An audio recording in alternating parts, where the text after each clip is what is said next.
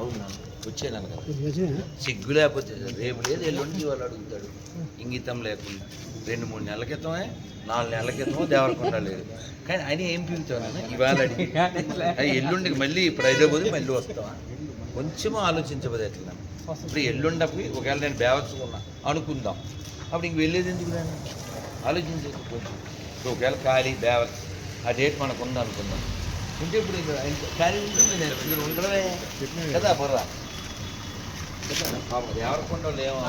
న్యాయం ఇవాళ పొద్దున కూడా ఒకళ్ళు అడిగారు అయినా జై శ్రీరామ్ నాన్న నేను చెప్పేది శత్రువు చాలా బాగా పనిచేస్తున్నాడు కష్టపడి పనిచేస్తున్నాడు ప్లాన్డ్గా పనిచేస్తున్నాడు బుర్ర పెట్టి పనిచేస్తున్నాడు